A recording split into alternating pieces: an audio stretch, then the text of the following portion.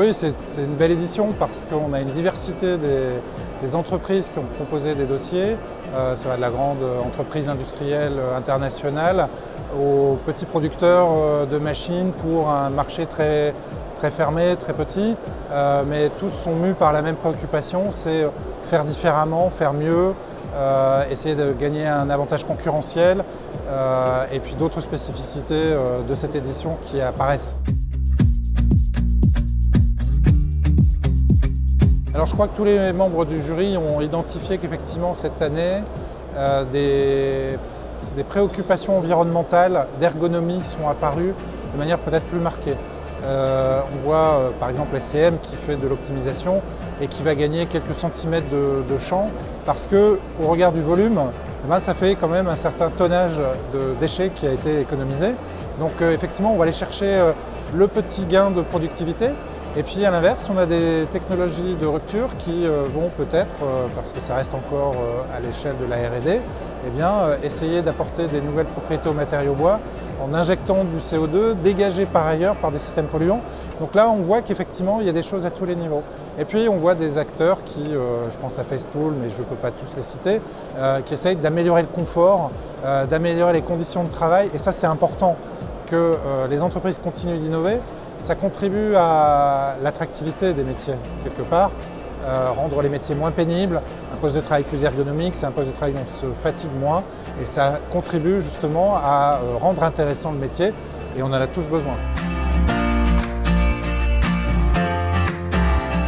Oui, on le sent, c'est-à-dire cette préoccupation de gagner de l'énergie. Alors, on est forcément aidé par une économie mondiale qui, avec le prix du baril, nous oblige à reconsidérer les gains d'énergie. Mais il n'y a pas de marche en arrière, c'est-à-dire qu'on ne peut pas imaginer 2 minutes que demain, on fasse des machines plus énergivores pour assurer la même fonction que celles qu'on développe aujourd'hui. Donc ça ne peut être que bénéfique. On le voit chez nos étudiants, la préoccupation environnementale est très présente et on constate que les entreprises s'y mettent. Peut-être par la normalisation, peut-être par le coût du baril, mais elles s'y mettent.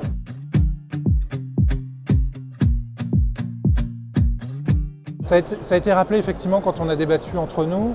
Le rôle de ces awards, c'est à la fois de récompenser, parce que c'est un côté récompense bien sûr, c'est aussi permettre de mettre en lumière des acteurs qui ne bénéficient peut-être pas de la même puissance médiatique, donc les mettre en lumière pour pouvoir justement accéder à la presse, etc., pour pouvoir se prévaloir de ce prix.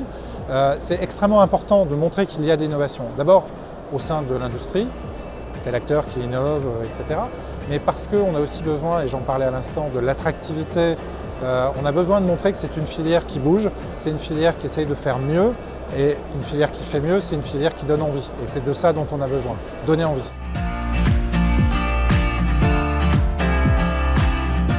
Alors, bravo à tous les candidats incontestablement. Je suis forcément un petit peu triste pour tous ceux qui ont déposé un dossier et qui n'ont pas été retenus. C'est un difficile exercice de récompenser. Choisir, c'est forcément renoncer, bien sûr. Je ne peux que encourager à persévérer, à déposer des dossiers, à faire connaître.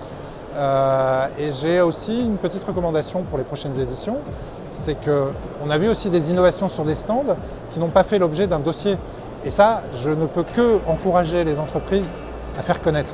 C'est un petit peu de temps, pas beaucoup, mais je pense que ça vaut le coup de montrer le savoir-faire de l'entreprise.